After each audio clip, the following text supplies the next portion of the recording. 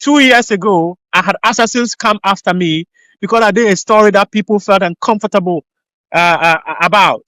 Those, yeah, those hoodlums thought probably they could just finish me like that, but they couldn't. But guess what? I had people who were behind me who insisted that I go through and get the story done. One Thursday morning, one of my housemaster, he's called Joseph Anaba. He saw me and was wondering why I reported to school late. I mentioned to him that I had been in school since reopening, but I hadn't been able to pay my school fees. And also mentioned to him that because I wasn't able to pay my school fees, I couldn't register the house dues. The house dues was 150 pesos, whilst the school fees was 51 Ghana cedis, 80 pesos. But you needed to pay these things before you could access dining hall. My name is Yaw Agyei, and welcome to Life After School. Does school really determine your future? Or that is what we've been told. For years, we've measured success by grades and degrees. But what if life has other plans? In a world where dropouts build empires and top students still struggle, it's time we ask real questions. Welcome to Life After School, the podcast where we explore the truth about education, success, and everything in between. Whether you're a straight A student, a university dropout, or just trying to figure things out, this is the space for you. Let's challenge the system, hear real stories, and also discover what really shapes our future beyond the classroom. Life after school. School ends, but the journey doesn't. Hi, and welcome to Life After School. My name is Yaw Agyei.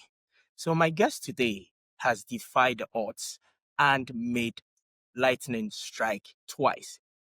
He walked through the rain and has calmed the storms. Today, I have GJA's Best Sports Journalist of the Year. He has won it twice and is soldiering on. Welcome to Life After School, Muftawu Nabila Abdulai. Thank you. Thank you, Yaw. Thanks for having me. And how has the feeling been like since you won your last award? It's been quite surreal. I, I wouldn't say I didn't expect it, considering the the quality of work that I submitted. But if you know the sports space very well, you would know that it's a very competitive industry with so much quality and so many multi-talented journalists in the sector. But to come tops among the lot is quite surreal. Yeah, maybe someone needs to wake me up from this dream because it's been a long dream. Yeah, I wish I could put my hands through the screen, pinch you so that you come back to reality. So, Nabil, Mutao, in going into the conversation today, we would want to learn about your educational background from the ground up till today. So, if you could take us through your journey, where did your education start for you? Okay, so I started school when I was about almost 10 years. I started at Nabari LA Primary School, which is now Nabari DA Primary School, in the Northeast region. It's under the Wale Wale district, but it is also under the Pasanke traditional area.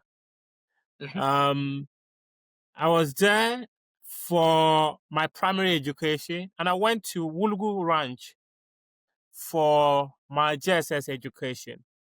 However, in my second year while in the JSS, I came to Accra to join my mom, who was at Sabonzongo. If anyone is familiar with that area, it's around Great Lambton Mills, where Great Lambton Mill is. Mm. That is where I went. I went to Letabia Koshi 3 JSS, but I only came to join them to complete my JSS education. From there, I went to Boko Secondary School in the Upper East region, Mhm. where I studied science, biology, chemistry, physics, and elective maths were my elective subjects that I studied. And then from there, I went to the University of Education, Winneba, for a diploma. Then I proceeded to the University of Cape Coast for my degree, where I focused on English. And then after my degree, I went back to the University of Cape Coast for my master's program, where I studied marketing. So that has basically been my educational journey. Thank you for giving us the brief introduction. So, interestingly, you mentioned that you started school at 10 years old. I know Yes. there are a lot of students in Ghana who start school late. So, in terms of catch up, what was that like for you starting school at 10? Well, it was quite normal in the village to start at that age. Though my senior brother and I, we went quite late because we grew up with our grandma, and when we were with our grandma, our core job basically was to go to the farm, and we and my grandmother had two separate farms where she was growing granules, bambara beans, maize, and all manner of things. And my uncle too had a farm by the White Water. You often hear that the Bagridams village has come to destroy crops within some farming communities. My uncle's farm is was always affected, and even up to now, it's my eldest brother who farms there. So that was our core thing. However, our cousins were in school. I do recall when my grandfather died in 1999, February 1999. That was when my mother came back from Accra and said that children of your age in Accra are in school. So we should also consider going to school. So that was how we were enrolled in school. In fact, I initially was even reluctant to go. But because I was always with my senior brother, Alasan Abdulai, Mm-hmm.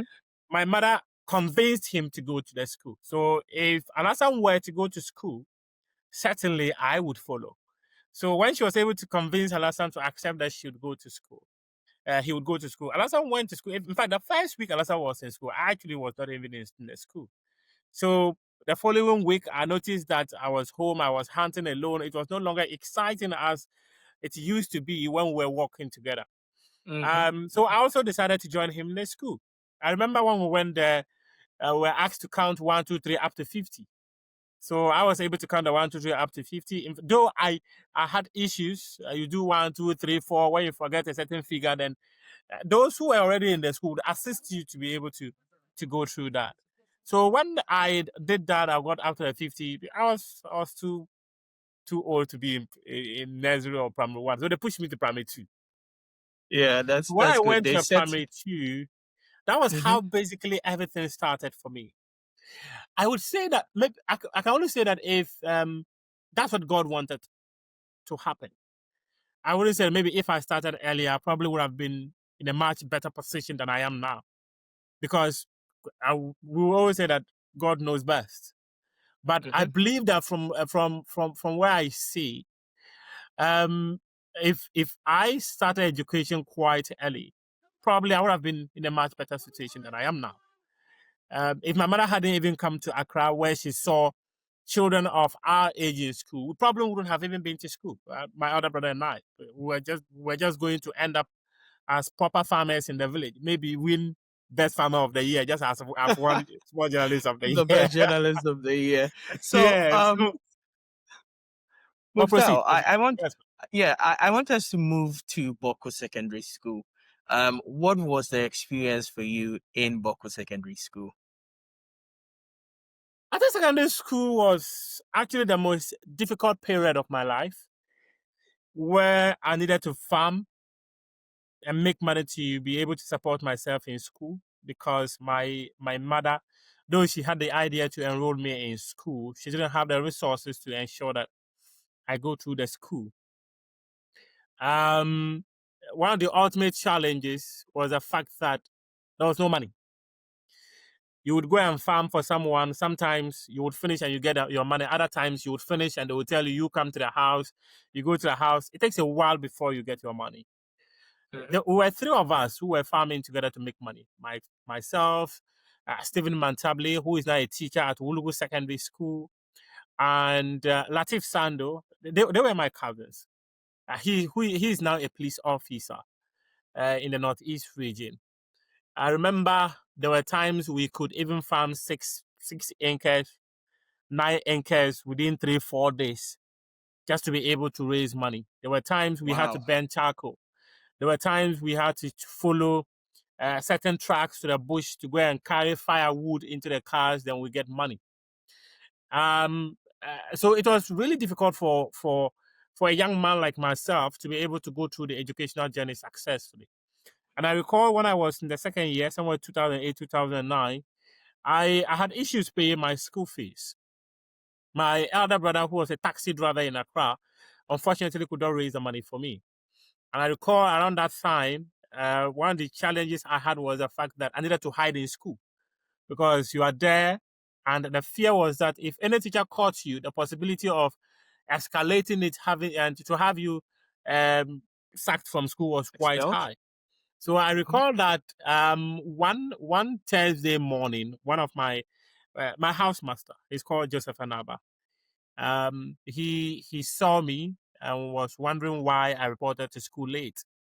I mentioned to him that I had been in school since reopening, but I hadn't been able to pay my school fees. And also mentioned to him that because I wasn't able to pay my school fees, I couldn't register the house dues. The house dues was 150 pesos, whilst the school fees was 51 Ghana cedis, 80 pesos. But you needed to pay these things before you could access dining hall. For whatever reason, I don't know if he felt pity for me. He registered me for the dining hall. My senior brother eventually sent in the school fees, but it was 150 pesos short. So it was my housemaster, Mr. Joseph Anawa, who topped the 150 pesos for me to go and pay. And when I went to pay, the Beza, Mr. Salimanga, miraculously also gave me part of the money back. In fact, I still have the receipts here in my bag. And I still recall that when I was about completing secondary school, um, my registration fee, you always have to register before Mhm. you are able to go through. I don't know, it was 83 Ghana cedis or so, if my memory is right. This one too, I had to struggle, but eventually my siblings were able to put resources together to assist me to be able to uh, uh, register and write my final exam. I knew that I needed to hit the results once because if you're not privileged, don't ever anticipate that there will be the opportunity for you to write NOVDEC. The November, December. I don't know how it is Mhm. called these days, but those days it It was is NOVDEC, still called November, Noptec. December exam. Mhm. So fortunately for me, when I wrote my final exam, I was one of the best performing students within my year group. Um, so, but because I didn't have the resources, I couldn't enroll directly into the university. I worked as a garden boy at Golf House for some few months or even a year to be able to put together some money to go to the University of Winneba for my diploma program. In fact, I was paying the fees and base. There were times you would work for months Hmm. and your money, your salary is not coming. But anytime you were fortunate that the employer decides to pay, he would always pay us in a lump sum. That is if we were fortunate. If we weren't fortunate, then we were not going to get. So anytime he pays us in lump sum, I'll just take it to go and pay my school fees. So generally, that has been my life trajectory in terms of education. So that is a pretty difficult experience in secondary school. Um, Today in Ghana, there are a lot of students who might be in that same situation. If Yeah. you were to send them a message or if you were to advise them today, what would you say to them? Simple word: never give up. You wouldn't know what is ahead of you. One thing one of my colleagues, Fifi Anaman, told me in 2013 was that you will never know who is watching. And this came because we were all writing for a website called All Sports, allsport.com.gh. It is now called Pulse, Pulse Ghana. Okay. It was allsports.com.gh. We used to write there together. And Fifi Anaman told me that, in fact, he was quite young. In fact, I completed secondary school before him. But they would always tell you that when it comes to knowledge, when it comes to intelligence, when it comes to wisdom, it doesn't matter the age. Fifi Anaman told me, Muftawu, you write so well. You will never tell who is watching your work. Continue to write, continue to give up your best. So I will always say that wherever you find yourself, just put your best foot forward. There will be challenges, there will be obstacles. But if you decide to allow those obstacles to get the better of you, that is where you're going to put yourself in a very difficult situation.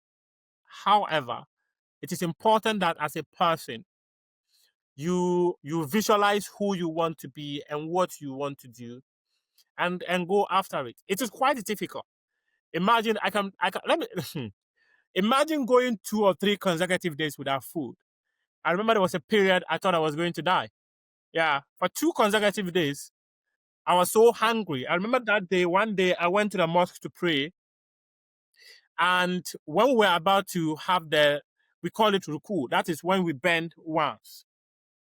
I noticed I was about to fall. And I gave up the prayer and I left.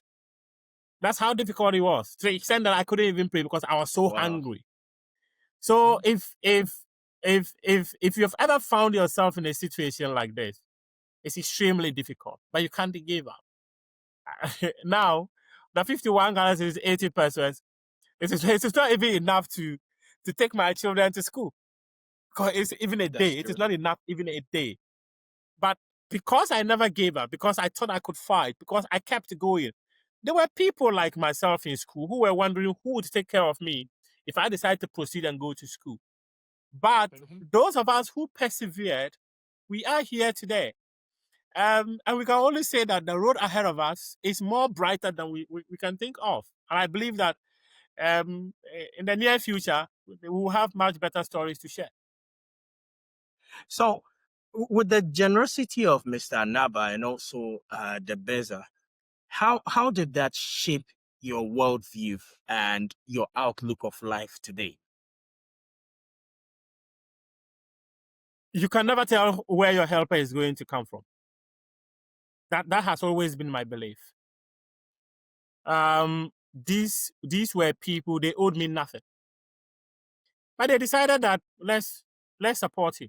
In fact, I'm not even sure for Mr. Salamanga, for instance, he didn't even know the story. Because it was my housemaster that I spoke to about my challenge when he questioned why I reported to school late, not knowing that I was in school and I was hiding from him. But for Salamanga, he just decided to, oh, this is a young boy in school, so just take something. That is how it happened. So I always believe that when you are in a position to help, please do. This is a story I've never spoken about anywhere. But during the peak of the haircuts in 2022, a gentleman from the University of Cape Coast reached out to me via Twitter, which is now X, sent me his results and other stuff. And he said he was at a risk of not completing school. He needed, was it 1,800 cedis or something like that to top up and pay. For whatever reason, I just texted him and told him that God knows why you reached out to me. He sent me his Momo number. I sent him the money to pay. And this is like he's a university student. But when it comes to young ones who are in secondary school, young ones who are now enrolling into university, and they reached out to me when, sometimes there's this spirit in you that tells you to do it, right? The moment I am touched to do it and I have the resources to do it, I will do it. So never ever go out there looking for only people you know. Because there are 1,001 people out there who would come through for you in a way that even your direct brother or sister or cousin will not even do it. So I've always believed that never ever block your chances by looking out for people you know, because the people you don't know are actually the people who will clear the path for you to take. And it has shaped me in a huge way. Yeah, that's true. So let us move into your journey into becoming a sports journalist. You mentioned that you were working with All Sports GH, which is Yes. present day Pulse Ghana. How Yes. did that journey begin for you into going into multimedia? I think one of the things I've always loved doing was writing. My journey into journalism started through writing. I created a blog called Mufnabila.com. It's a WordPress blog. In fact, up to date, it's still active, though I no longer contribute to it like I used to. One day, I had a call from a gentleman in Bolga called Abagana Joseph Nelson. He works with Eura Radio. He reached out to me. This was somewhere 2012, if my memory serves me right. He reached out to me and told me that my write-ups are very good, and that would I like to have them on a bigger platform? I was like, sure. So he said he was going to get in touch with Umar Farouk Atipaga. However, I didn't get a call from Umar Farouk Atipaga. The call rather came from Kent Mensah, who used to be the editor of Goal Ghana. So when Kent called me somewhere June 2012, 2013, thereabout. And he said that he's been seeing my work and he likes it and wanted to put it on Goal Ghana. I was like, sure. I was actually happy. Who wouldn't want his name to be on Goal Ghana? So Kent decided to publish my stuff on Goal Ghana. In fact, and as someone who loved writing, I was always writing anything I came across, anytime an idea dropped to mind, I would write it. So when I did, for like some few months, he told me that they didn't have a budget, but me, I was just happy to write. Whether you had a budget or not, I was just so happy to write. Some few months later, I was there when I had a call from Godfrey Akoto-Boafo, who was then the managing editor of allsports.com.gh. He called me. It was a Sunday evening around 9 p.m. He called me and asked if I could see him in his office at American House. So I went. In fact, coincidentally around that time, Dan Kweku Yeboah had called me. He had a newspaper called Ghana Sports Online, and there was also a website like that. So when Dan Kweku Yeboah called me, I went to meet Dan Kweku Yeboah first. And we went to his printing house at around McCarthy Hill. We moved from Peace FM all the way up to McCarthy Hill. I can't clearly tell exactly what happened in my conversation with Dan Kweku Yeboah, but that the relationship was not properly built. I went to Godfrey. When I went and met Godfrey, he said I should go and see one Samuel Boche. So I went and met him, and Samuel Boche asked me how much I wanted him to pay me. And I laughed because I had been writing for Go.com for a very long time for free. All of a sudden, someone was going to pay for my work. Mm-hmm. I sat down and looked at him and he said, I'll give you 300 cities. I was like, oh, wow, fine. I didn't even negotiate. 300 cities, I took it. And I came back to Godfrey, and Godfrey said, because you're a schoolboy, you write one story for me. But if you ask Godfrey, he will tell you. Though he asked me to give him one story a day, I was always writing. I was writing so many articles. I remember there was an article I wrote and described the Ghana Football Association as a walking carcass. And the then GFA president, Kwesi Nyantakyi, was so upset. And something interesting happened. There was a story about someone defrauding him of about $66,000 or so. I don't know if anyone can remember that story. So I reached out to him. I reached out to Kwesi Nyantakyi. And I told him that, oh, I have seen this story trending. Would he mind to share his side of the story with me? Oh, he was willing to.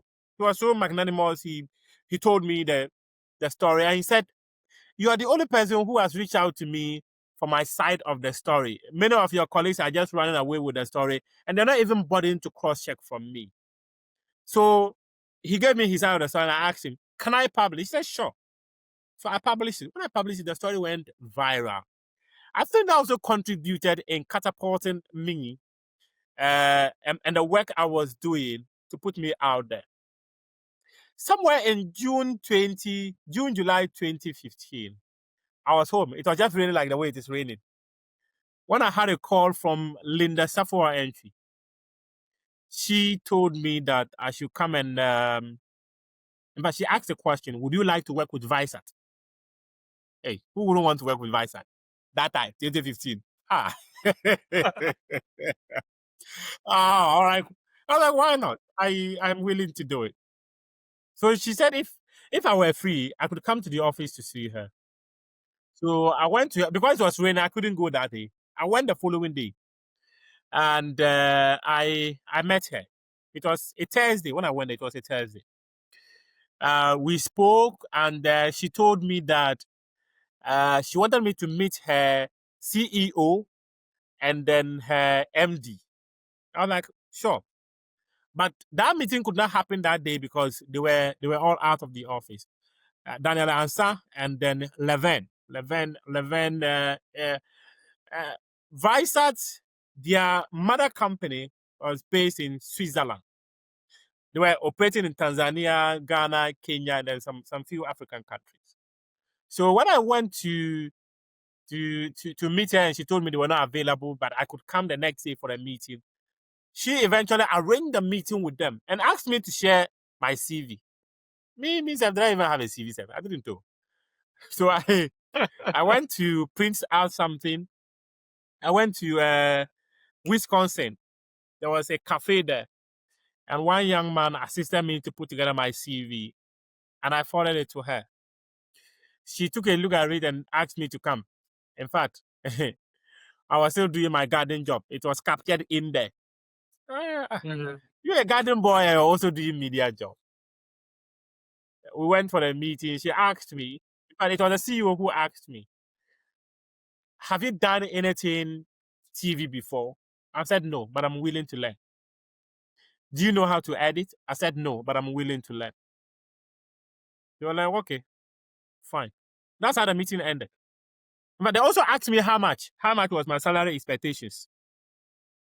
I think I didn't value myself that much. I gave them some silly figure.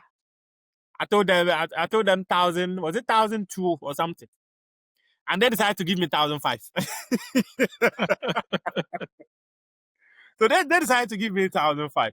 But in between working for Visat and my days at Paul's, I'd also had a stint with Primeval Media. There was this website called Sports Crusader. I joined them briefly, but I didn't even spend up to 6 months with them before I went to Visat. Visat metamorphosed to Kwese. They laid off the news team. I was the only person who survived. Then, somewhere 2017, EIB came knocking on my door. But I was so excited about the Kwese project because the company was in 24 African countries, and the content I was producing, because Ghana was one of the few countries with a production house, so we were doing productions. But the content I was producing was available across other African countries. So I was so excited about that project.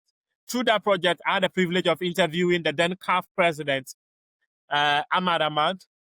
When Gianni Infantino had just become FIFA president fresh and was coming to Ghana, Gianni Infantino came to Ghana somewhere in February 2017 or so. And I interviewed him. I interviewed him at Movenpick. Then there was also the opportunity to interview the likes of Tony Weeks, Theo Van Segelen. In fact, I interviewed so many people. So that has basically been the journey. Somewhere August 2017, the multimedia came. They came to knock on my door, wanting me to switch to them, but I didn't take it because of what I said earlier. I liked the Kwese project. and the kind of opportunities, the doors it was giving to me, the kind of people I could access and interview and all that. Then Kwese decided to fold up. They folded up in 2019. But coincidentally, before they folded up, multimedia had come back. And that was the third time of multimedia coming back to me, wanting me to join them. So when they came back, I was like, sure, it's maybe this is the right time for me to move. So I accepted the multimedia offer. 2 months later, Kwese said they were folding up. That was quite an interesting one. Wow. Then it happened, but even that when that happened, I was supposed to submit a resignation letter to Kwese, giving them a 1 month notice. But because the company was already folding up, there was no need. I just went on our company WhatsApp group and I told them that I have an offer, and then I was moving. And then they were like, oh, to where? They wished me well. I told them I was going to the multimedia group. They wished me well. Late 2019, I went to the multimedia group to join the GJA Sports team. And it's been quite a ride. So, Muftawu, you had an interesting conversion from writing, as in website, to TV. What was the experience like for you, first time on TV, transitioning from the website? I would describe that experience as one of a kind. As someone who had not hosted any program on television before, though I had appeared on TV a couple of times as a guest on some sports shows. Notably, this Parkway Sindum TV station that used to be at a Belinkwe, First Sky, if my memory serves me right. I had been on Joy Prime before, but transitioning as a host was completely different because initially I wanted to be more of the producer. I was saying that during my days at Viasat, the producers were always powerful. They called the shots. And I wanted to be a producer. I wanted to be the person calling the shots, dictating what should happen behind the scenes.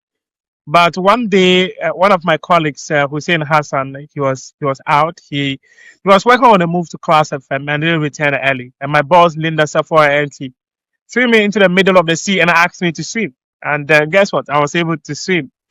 That first day was quite exciting because when I came out of the studio, the kind of feedback I had was actually one of a kind. However, it was the subsequent one that I made mistakes. But all those things combined to build the kind of person I am today. When I'm on television, I'm so aware of my surroundings to the extent that whether the auto cue goes off or it is on, I don't bother at all because I know the stories I want to deliver. I know how I want to tell the story. So it is quite easier for me to go through and get my stuff done. In fact, even some of the people who grew up watching on some of these international networks still make mistakes on television. So I don't see making mistakes on television as a crime. Sometimes people tell that no, it is unacceptable to make mistakes. But if you don't make mistakes, you cannot grow. So from where I sit, I always believe that opportunities that are given to people must be a room for them to grow into those fields that has been given to them. And I'm a beneficiary of an opportunity that was given to me. And that experience, I would always say, has contributed to be the kind of person I am today. So in your submission, right, you were allowed room to grow, room to make mistakes. How important would you say having mentors in the media space? How important has this shaped you? How have your mentors shaped you into becoming the GJA Sports Journalist of the Year twice? So everyone needs that individual who will place a call to him and say, I think you should have done this way. I think you should do this way. Or next time do it that way. Those people are critical. They give you the best feedback. There will be a few who would look at your work and close their eyes, close their minds to it. But those who would always give you the feedback are the arsenals that you need to grow, the arsenal that you need to become a better version of yourself. And I have been privileged to have such people in my life. The likes of Godfrey Akoto Boafo, Gary R. Smith. In fact, when Gary was at City way back in 2013, 2014, he used to publish my stuff on City FMonline.com. And Linda Safwa entry has been instrumental for me. There was Willie Eza of Sports Crusader. Um, Many people, Evans Efa of All Sports. All these people have have edited my work. Kent Mensa, they've all edited my work and given me feedback that has contributed to building the kind of person I am today. I am sure if they had not given me feedback, I would have made mistakes, not even knowing that I was making mistakes. So it is important to have people in your life who will give you feedback, and there should be people who will not come and give you the sweet talk. There should be people who are willing to let you understand that this grammatical construction is wrong. You can't construct a sentence like that, and you should do it this way instead. There should be people who come and tell you that, what kind of English have you written for me? You cannot have that published for you. In fact, the first I had an opportunity of writing for ESPN way back in 2017, August 2017, when ESPN reached out to me to be their Ghana correspondent. And my first time I wrote to them, as a young man, you're so exuberant, you want to choose big words, and then people say, oh, Uh-huh. you know your stuff. You But when know I your stuff. submitted it to the editor, and he edited it and published it, and I saw the story, I realized that this should be simple. Why did I complicate it? Since then, between 2017 and 2019, when I was the correspondent for ESPN, I always make sure my English was simple. Just write simple, go straight to the point, give it to them, let them publish it. And these things are critical in helping you grow. I would encourage everyone to have a mentor that will help them grow. In fact, when I came to the multimedia group, the late Elvis Kwashe, may his soul rest in peace. I've never worked with any person who trusted me like Elvis. Elvis will walk to me and go like, Alaji, which story do you have for us today? And I am noted for always producing big stories that dominate the headlines. You are there, the Ghana Football Association, the ministry is doing something, the NSA is doing something, and those stories often come from my table. So when I do such big stories, you gain the trust of people, because you can do a story to take months before that story becomes a reality. So people begin to trust you, and Elvis was that kind of a person.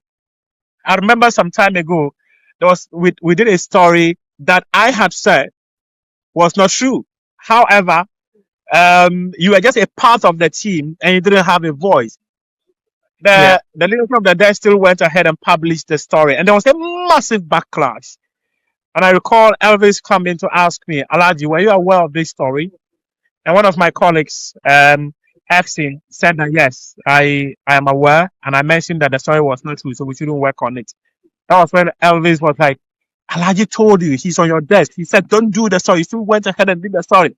And the defense was that, oh, the person who gave the story was just a credible person and all that and all that. But if you have bosses like that who trust you, who stand behind you. I did a story on Anas Almayo Anas after I got some court documents. They were wondering how I got those documents. Anas went and wrote a lengthy article on his Facebook. Elvis stood behind me and said, if this story is coming from Alaji, then the story stays. And that's wanted the story to be pulled down because the company was having legal issues with him. And his demand was that they should pull down the story. Elvis said no. If the story is coming from Alaji, the story stays. And these are the kind of people you should have in your life to give you the confidence to continue to do certain things. In fact, I have stepped on toes, right? 2 years ago, I had assassins come after me because I did a story that people felt uncomfortable about. Those yeah, those hoodlums thought probably they could just finish me like that, but they couldn't. But guess what? I had people who were behind me who insisted that I go through and get the story done. You would always come across these things. Just a few months ago, I did a story that I stepped on powerful toes and they came back so hard. But some of these things, I think the people I've had behind me, they have really, really built the kind of person I am. If you speak to Gary R. Smith will tell you that Muftawu is the definition of um, the signature of the multimedia group, independent Mm-hmm. and fearless. If you speak to Gary will Incredible. tell you. Because I try to do my stuff with clear conscience. I try to do my stuff devoid of diabolism. So when I get a story, I make sure I give you a right of reply. If you don't respond, I'll go ahead. When I go ahead, I remember some few months ago, the General Secretary of the Ghana Football Association, I put this on record. Prosper Mm-hmm. Harrison Addo reached out to me and told me that the people they pay their school fees are better in society than I am. And I told him, then go and control how they So. think. Mm-hmm. Yes. Go and control how they think. You cannot control how Muftawu thinks. So clearly, I think it's the people, the mentors that I've had, they have actually built the kind of person I am, and that has contributed to me winning GJA Sports Journalist of the Year back to back. So that sounds like a very precarious situations. Some very precarious situations you've been in. What would be the motivating factor for you aside the people you have in your corner? Because personally, if I had assassins come after me for a story I did, I don't know if I could continue writing stories. But what is that motivation for you? I, I must be honest here. When the incident happened, this was December 23, 2023. When the incident happened, in fact, my birthday is December 22. The following day was when it happened. It was a Saturday. I must confess that I had a rumbling stomach for so many days. I must confess. But I think the ultimate motivation for this work, for me, has to do with uh, protecting the interest of the public, right? Okay, so you Mm-hmm. do a story that saves the country $1.1 million, right? I don't think there's any other motivation bigger than that. It is your work that has saved the purse of the country $1.1 million. Mm-hmm. I did some work about 6 years ago that saved the Ghana Football Association $100,000 because someone had gone to make payment and claiming that someone had done some work and the person merited $100,000. When I got the intel, I spoke to the person. He denied. I went ahead and did the story. They followed up. When they followed up, that was when he directed the people he paid the money to send the money Mm-hmm. back to the Ghana Football Association. I don't think there's any other motivation than you telling stories of impact. A time would Mm-hmm. come where we would all leave the scene. But when you leave the scene, what is that fingerprint that you've left? You've come to join an industry with multi-talented individuals who are so good and they're telling incredible stories. What is the niche that you are creating for yourself that makes you stand out? And I think in the last 8 or 9 years, I've been able to stand firm in this industry because of the kind of stories I am able to tell. The stories people feel uncomfortable about, the stories that some people would see and close their eyes. Those are the stories that Muftawu will see them, go after them, and get them done. And I like to investigate stuff. It's like you asking Manasseh, what keeps you going? Hey, you do stories only. He will tell you, come on, I'm protecting the interests of the public. And from where I sit, I think that is the ultimate satisfaction of this job. There's no, it is, trust me, it is a job that puts you in a situation to make enemies. I have 1,001 enemies. People who actually wanted to employ me at some point. Some of those people today, if I place a call to them, they will answer. One is Mm-hmm. the president of the Ghana Football Association, Ketu Kripo. This was a man I had a very good relationship with. Kurt and I had a very good relationship. I remember when he won the elections and in fact, I'm going to state this categorical. I was in class somewhere in 2019 when I was doing my master's program. I had a call from Ibrahim Sani Dara, who Mm-hmm. was a communication director of the Ghana Football Association, but he had left because of number 12 and all that. He called me and said that, Muftawu, can you speak to Kwesi Nyantakyi, which is the former president of the Ghana Football Association, to support to support Kurt in the GFA elections? I was like, sure, why not? And Kwesi is someone I have a very good relationship with. And guess how the relationship happened? I mentioned earlier that I had done a story describing the Ghana Football Association as a working carcass. Yes, and And he when he gave saw you that give him. story, he was so upset about it. Yeah. Until we met one-on-one. I went for a press conference at the Ghana Football Association. When I introduced myself, everything was like, so it is you. You this small boy. You wrote the article. So he said, well, it was a good read though, but he thought it would have been fair if I came to the FA and gotten their side of what is being done before I proceeded to publish my article. And I'm like, sure. Yeah. So since then, I always make sure that I reach out to him or anyone within the FA if he's not in a position to tell me. I always sent him emails. It was always emails. If he's not in a position, then he would tell someone to speak to me about what I wanted. So I used that to build some kind of relationship with him, though he and I haven't spoken in a very long while. So because of that relationship, I never thought I could speak to him. I spoke to him. He invited Keto Krikwe and his team. In fact, that day I left class, went to Kwesi's house, sat down, had a conversation, told him to consider, because it's an election anyway, just consider supporting Kurt in the FA elections. He was like, sure. I don't know whether if other people also spoke to him, but I knew the likes of the late MND Jawura and co were all working on getting him to support Kurt in the FA elections of 2019. So when I left his house, that was when he invited Kurt and co to his house. They had a very nice conversation, and he assembled delegates in his house and told them to go and vote for Kurt. That was how Kurt won the elections. But when Kurt became the GFA president, his first appointments, I raised eyebrows. I had concerns. And I said, you cannot make the Ghana Football Association Dreams FC Annex. Because his front desk executive at Dreams FC got an appointment at the Ghana Football Association. His equipment officer at Dreams FC got an appointment as the equipment officer of the Black Stars. He basically moved. In fact, the person who was his cameraman at Dreams FC became the head of camera at the Ghana Football Association. So I said, the Ghana Football Association cannot be Dreams FC Annex. They took offense. Then I began to tell stories that they felt uncomfortable about and actually accused me of working with their opponents. And today, I don't even know who their opponents are anyway. But whatever is in their mind, I really don't care.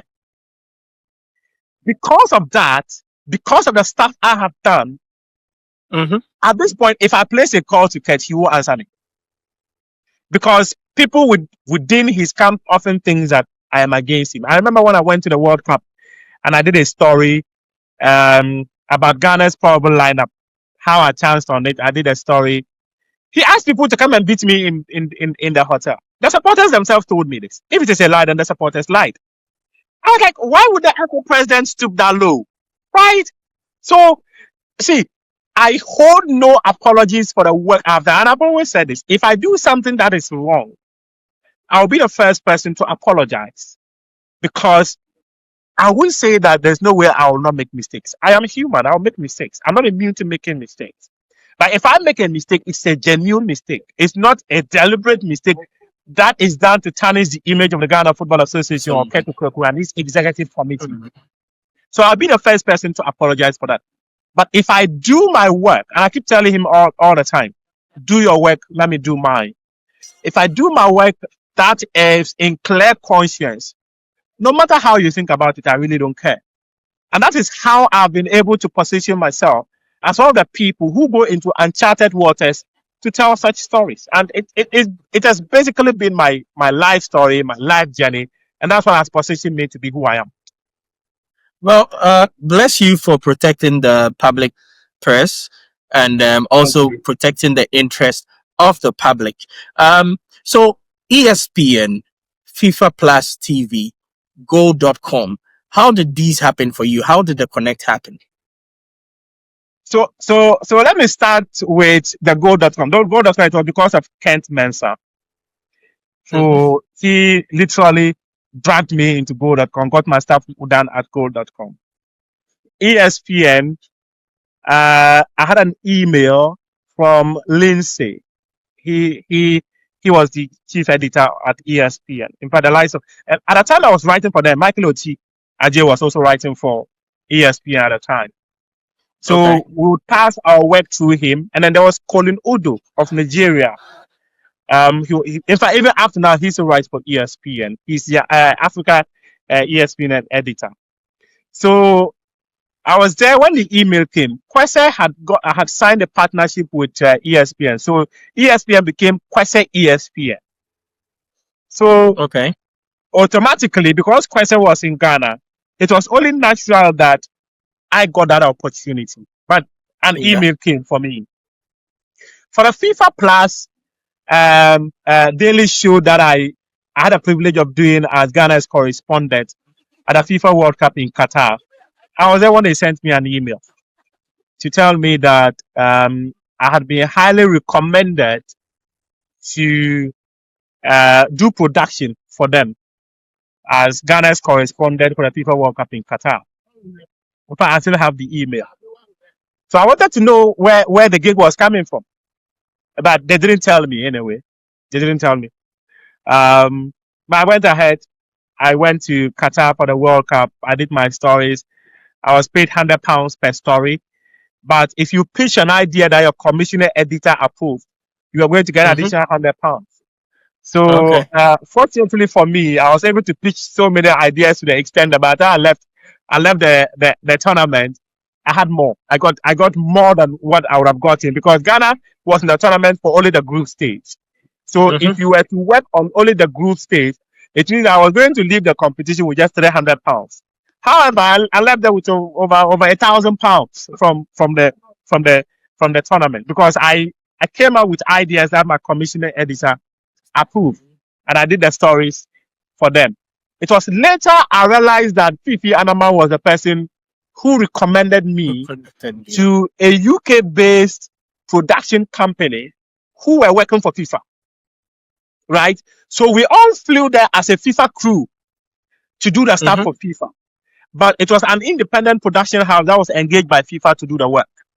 So when they Mm-hmm. mentioned Fifi Anaman, I reached out to Fifi Anaman, like, but maybe you give me this giveaway, not like I will share some of the money with you now. Why didn't you tell me? Yeah. Because yeah, definitely you deserve something from that. But Fifi For was like, recommending oh, me. Charlie, you do great stuff. So in fact, I'm even proud that I ran some stuff for a FIFA agency in the Netherlands in 2018. They were known as FIFA Grace Note. During the African Women's Cup of Nations, when the tournament was staged in Ghana, in fact, I was their correspondent for that competition, and I did the stuff for them. But they were based in the Netherlands, but they were working for FIFA. So clearly, as I was saying earlier, you need people to hold your hand and create opportunities for Yeah. you. And this is how I got some of these opportunities to work for some of these international media organizations. In fact, the Bleacher Report, I remember somewhere in 2016, 2015, 2016, thereabout. I was just there when I had an email. It was telling me how they wanted me to be a contributor for them, and I did stuff for them. So over the years, it's been I don't know. I will just describe myself as someone God has really laid His hands on because I've been quite privileged. Sometimes you get opportunities not because you're the best, but it's because God says that this opportunity is yours. I'm Yeah. sure there are many people out there who are better, who do great stuff than I do. But some of these opportunities often come to me. But other opportunities also go to them. So God has decided that this opportunity is yours, and I'll grab it and do it to the best of my ability. Yeah. Yeah. So I have two more questions, and then we are done. Okay. First is Black Stars, our chances in the upcoming World Cup. What do you think, or how far do you think Ghana is going at the next World Cup? 48 countries participating in the tournament. We'll get to know Ghana's group on December 5 when the draw is done. But from where I see it, I am quite ambivalent about what these Black Stars can do. I always say that this national team can blow hot and cold at any time. Mm-hmm. On their day, they can beat any opposition. On a bad day, they can frustrate the over 34 million people and the billions of people who support this national team. Mm-hmm. So I would be lying if I say this team can make it to the round of 16, the quarterfinal, the semi-final. But tournaments are such that you can go there as an underdog and then go out there to give a best account of yourself. We saw it from Greece in 2004 Euros. In fact, even the 2016 Euros, Portugal.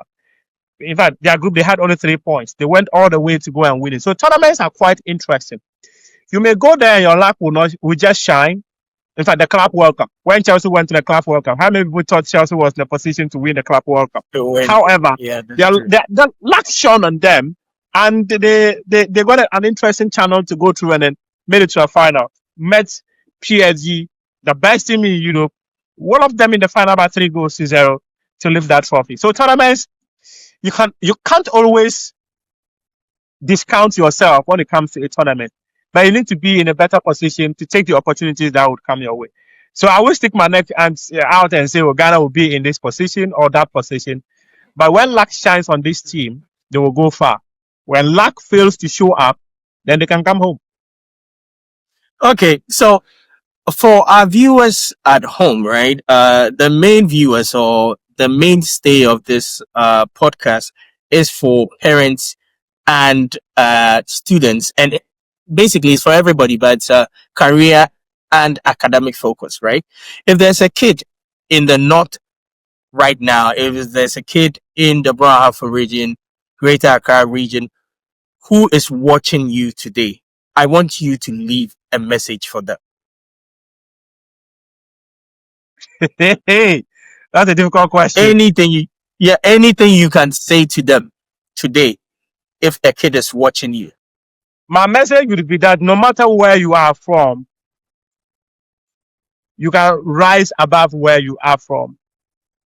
You can never be bigger than your community, but you can be one of the few people out of your community that can contribute to its development. Last year, I started a project of providing furniture for my primary school. And I'm proud to say that no student in JSS these days sits on the floor. Proud to say that no student in primary sits on the floor. It's through my handiwork and through the grace of God. And I did it beyond even my community where I came from to many schools in the Northeast. So never ever say that because of where you are from, you will not rise to achieve your goals. You will.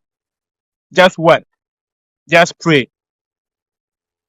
And be nice to people. No, just be nice to people. You can never tell that person who will hold your hand and take you up high the mountain. That's the ultimate message I'll give to everyone out. Well, thank you very much, Muftawu Nabila, for joining Life After School today. It's been a pleasure. It's been an eye-opening conversation with you. And to the viewers at home or to any kid or parent watching us, Muftawu says, rise above your environment. There is hope for you for tomorrow. Work hard, be nice to people, and until next time, like, share, and subscribe. My name is Yaw Agyei.